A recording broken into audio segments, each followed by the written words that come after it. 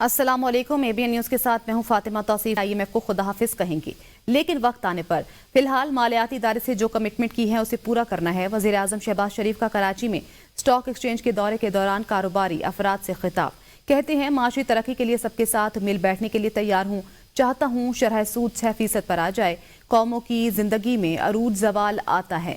جنگ عظیم دوئم کے بعد جرمنی اور جاپان نے اثر نو اپنے ملک کو تعمیر کیا، معیشت اڑان بھر چکی ہے، وقت دور نہیں جب پاکستان اپنے پاؤں پر کھڑا ہوگا۔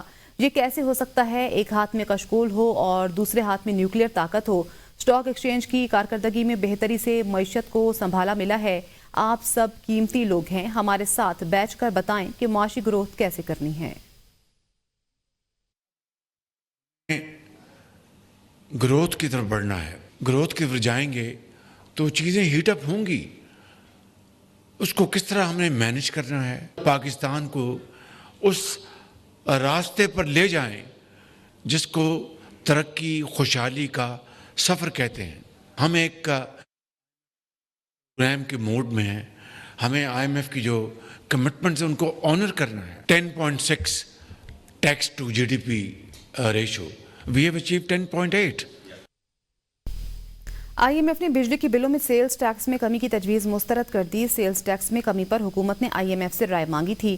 IMF کا موقف ہے کہ قرض پروگرام کے تحت نئے ٹیکسز سے چھوٹ نہیں دی جا سکتی۔ سیلز ٹیکس چھوٹ سے ٹیکس اہداف کا حصول ممکن نہیں رہے گا۔ بجلی کے بلوں پر 18% GST 2 مرتبہ عائد ہے، ایک بار بل کی مجموعی رقم پر 18% ٹیکس لگ جاتا، دوسری مرتبہ فیول کاسٹ ایڈجسٹمنٹ پر بھی سیلز ٹیکس لیا جاتا ہے۔ دوسری طرف حکومت نے IMF کی بڑی شرط پوری کر دی، کیپٹیو پاور پلانٹس پر مرحلہ وار سیز عائد کرنے کا فیصلہ۔ ذرائع کے مطابق کیپٹیو انڈسٹری کو دی جانے والی گیس LNG قیمت کے برابر لائی جائے گی۔ قرض کی اگلی قسط سے قبل کیپٹیو پاور پلانٹس پر مرحلہ وار سیز عائد کیا جائے گا۔ کیپٹیو پاور پلانٹس پر سیز عائد کرنے کی تیاریاں مکمل کر لی گئی ہیں۔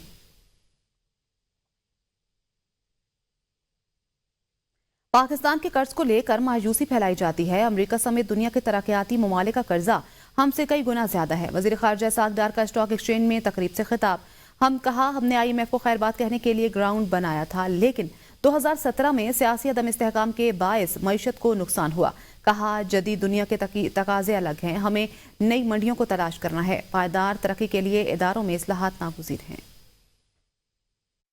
یہ آپ کا انفنش ایجنڈا تھا جب 2017 میں political instability created chaos and havoc in this country, اور اس ملک کی جو 24ویں معیشت بن چکی تھی اس کو لا کے اگلے 4 سال میں 47ویں معیشت کھڑا کر دیا۔ یہ وہ چیلنجز ہیں جو پاکستان کو ڈیفالٹ کے کنارے پہ لے آئے تھے۔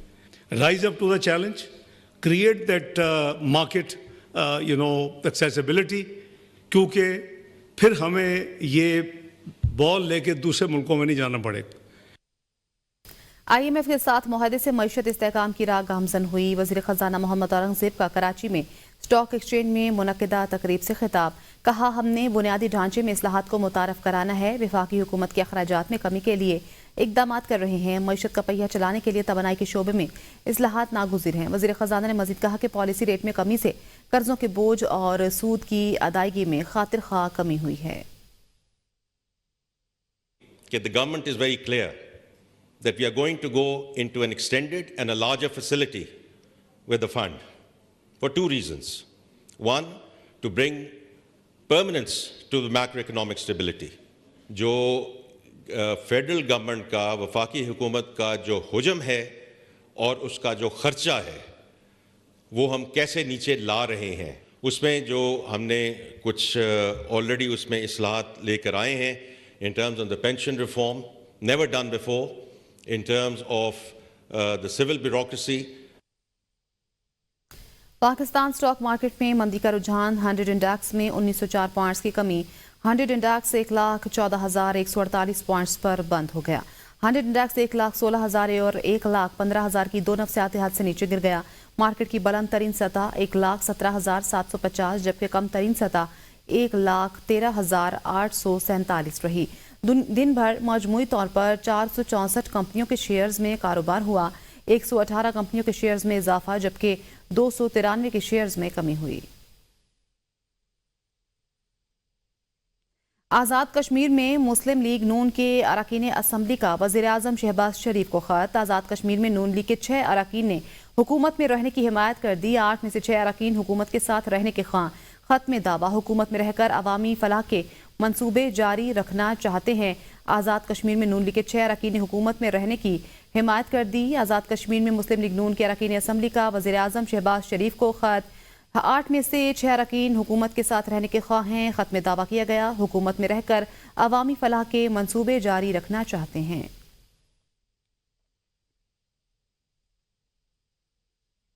اسپیکر قومی اسمبلی سردار ایاز صادق کہتے ہیں بانی پی ٹی آئی سے ملاقات نہ کروانے پر، میرے کردار ادا نہ کرنے پر بے جا تنقید کی جا رہی ہے۔ میرا کام حکومت اور اپوزیشن کے درمیان سہولت کاری کا ہے۔ میرے دروازے سب کے لیے ہر وقت کھلے ہیں۔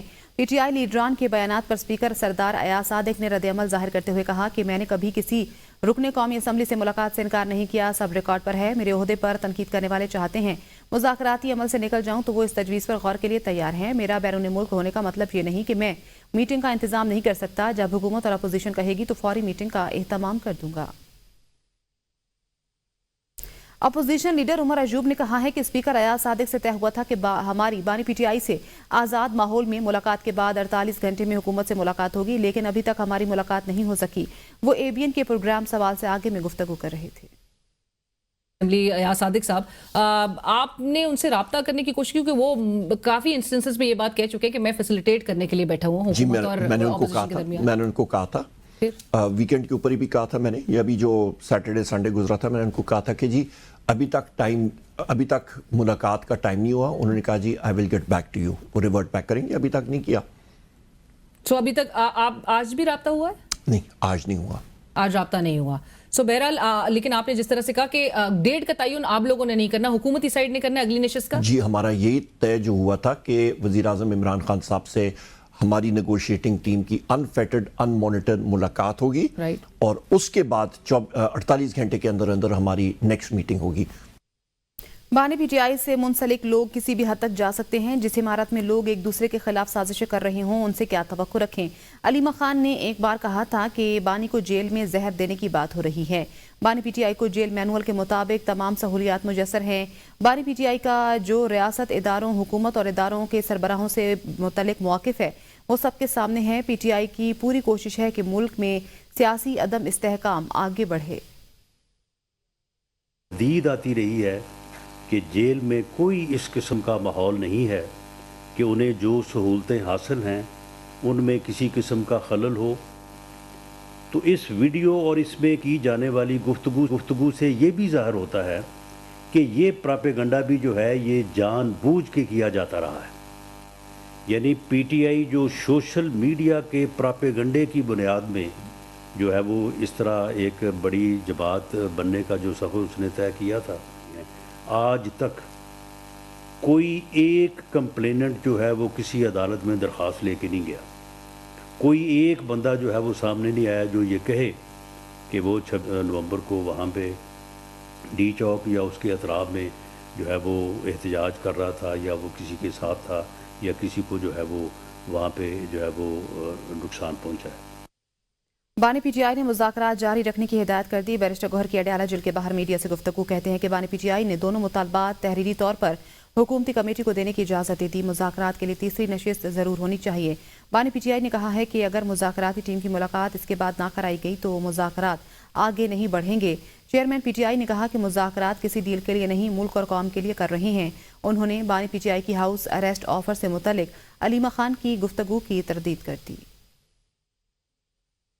خان صاحب نے پرمیشن دی ہے تو جو ہمارے 2 مطالبات ہیں، آلدو اس کی ان رائٹنگ دینے کی کوئی ضرورت نہیں، بل ہم نہیں چاہتے کہ اس کو جواز بنا کر کے ایسا کہ، لیکن خان صاحب نے کہا ہے کہ آپ بے شک ان رائٹنگ دے دیں تو وہ ہم ان رائٹنگ دے دیں گے، کیونکہ ہمارے جب بھی مذاکرات ہوئے تھے ہم اکٹھے تھے اور ہم نے کسی بھی سٹیج پہ کسی بھی آفر کی طرف تو ہم بڑے ہی نہیں تھے۔ میں تو کہہ رہا ہوں ابھی اسٹیبلش ہی ہوا تھا کانٹیکٹ، اور مذاکرات کی تو ایک دن بھی نہیں بیٹھے تھے کبھی، تو باتیں کس طرح؟ مذاکراتی ٹیم کے لیے یہی ہے کہ ہم ان رائٹنگ دیں گے، اور یہ ہم آج ریکویسٹ ان کو کریں گے۔ کس کو دیں گے؟ تیسرا سیشن جو ہے وہ کمیٹی میں جائیں گے تو کمیٹی میں ہی دیں گے، اور تیسرا سیشن میں ہم اٹینڈ کریں گے انشاءاللہ۔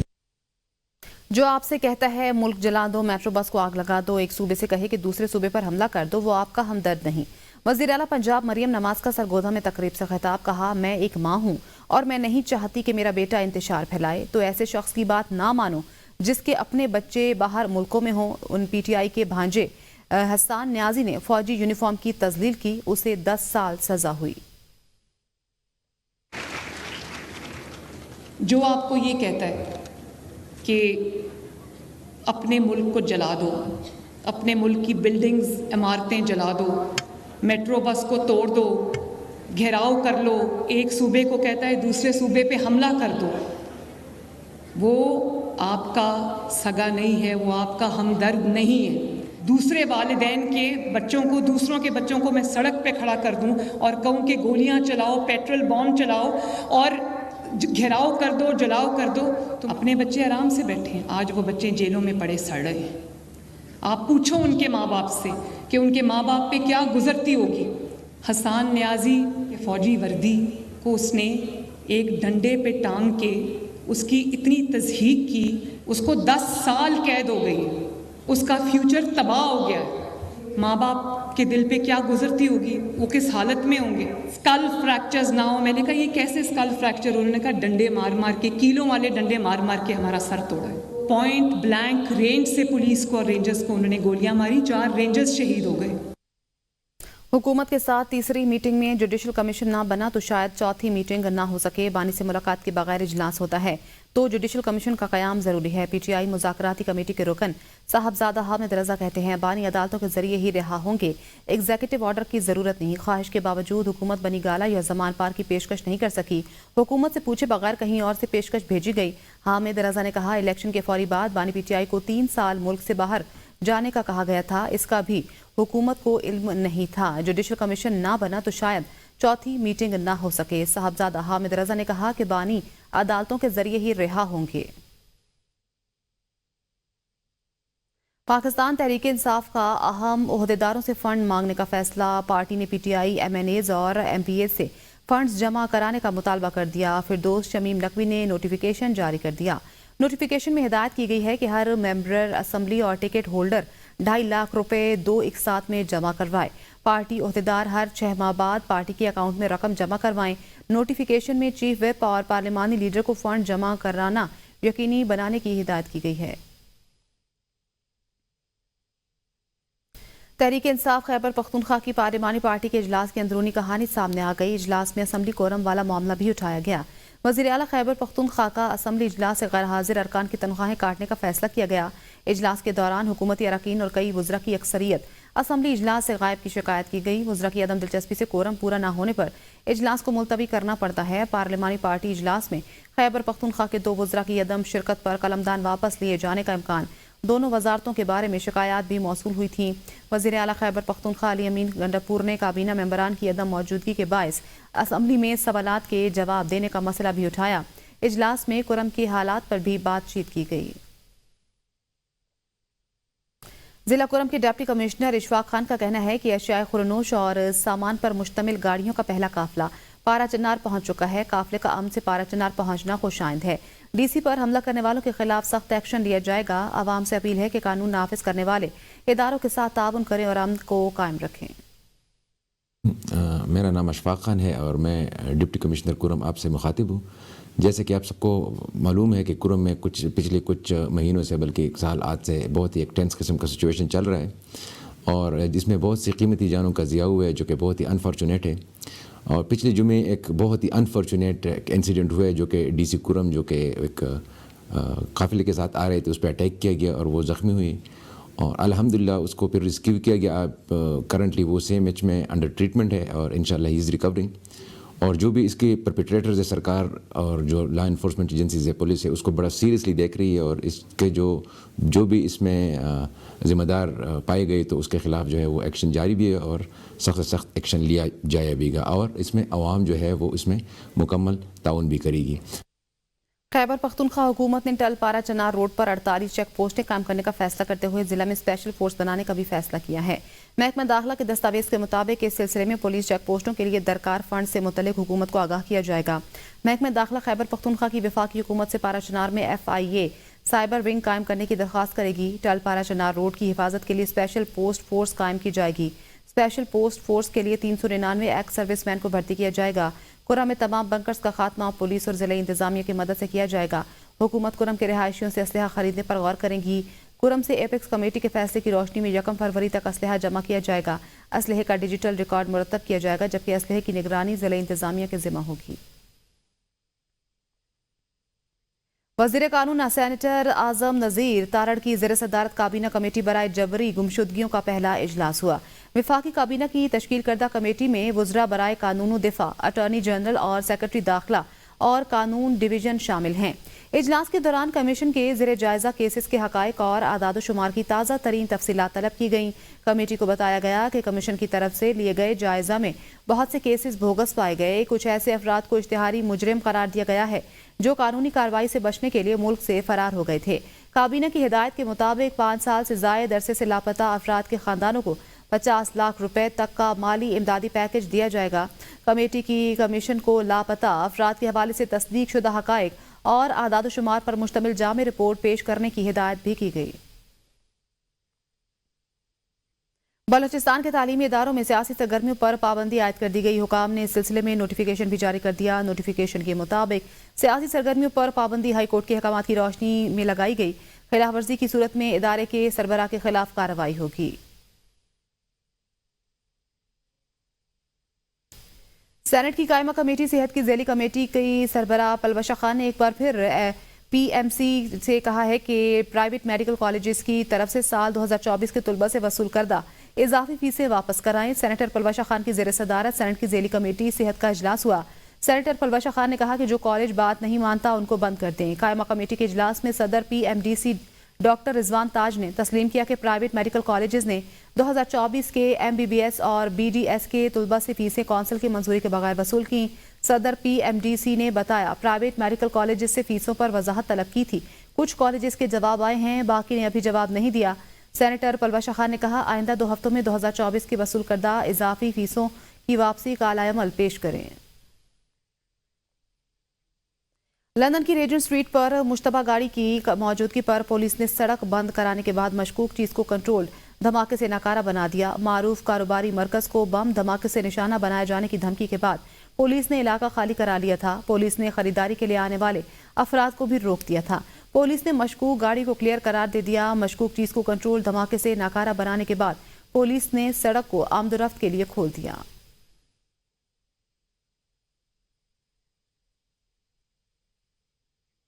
مانچسٹر میں درجہ حرارت -7 ڈگری سینٹی گریڈ تک گر گیا۔ خراب موسم کے باعث 140 اسکول بند کر دیے گئے۔ شاہراہوں پر برف نے بلیک آئس کی شکل اختیار کر لی ہے جو سفر کو مزید خطرناک بنا رہی ہے۔ برطانیہ میں حالیہ شدید برفباری اور برفانی طوفان کے باعث معمولات زندگی بری طرح متاثر ہوئے ہیں۔ محکمہ موسمیات نے خبردار کیا ہے کہ متاثرہ علاقوں میں 1 فٹ تک برف پڑ سکتی ہے، جس سے سڑکوں کی بندش، پروازوں اور ٹرینوں کے نظام میں خلل اور تعلیمی اداروں کی بندش کا سامنا کرنا پڑ رہا ہے۔ المصطفیٰ ویلفیئر ٹرسٹ کی جانب سے مانچسٹر میں غزہ کے لیے فنڈ ریزنگ پروگرام کا انعقاد کیا گیا۔ تقریب میں غزہ میں جنگ کی تباہی، المصطفیٰ کے فلاحی منصوبوں اور متاثرین کے لیے تعمیر ہونے والے ہسپتال کے بارے میں دستاویزی فلم بھی دکھائی گئی۔ دیکھتے ہیں مانچسٹر سے محمد اسحاق چودھری کی یہ رپورٹ۔ ویلفیئر ٹرسٹ کی جانب سے غزہ کے لیے فنڈ ریزنگ پروگرام میں سینکڑوں افراد نے شرکت کی۔ تقریب میں کویت کے مشہور بین الاقوامی اسلامی اسکالر اور قاری شیخ مشاری اور راشد اللہ فاسی نے خوبصورت آواز میں تلاوت قرآن مجید اور نشید سے دلوں کو منور کیا۔ تقریب میں غزہ میں جنگ کی تباہی، المصطفیٰ کے فلاحی منصوبوں اور متاثرین کے لیے تعمیر ہونے والے اسپتال کے بارے میں دستاویزی فلم بھی دکھائی گئی۔ حاضرین نے المصطفیٰ کی انسانیت کے لیے خدمات کو خوب سراہا اور دل کھول کر عطیات دیے۔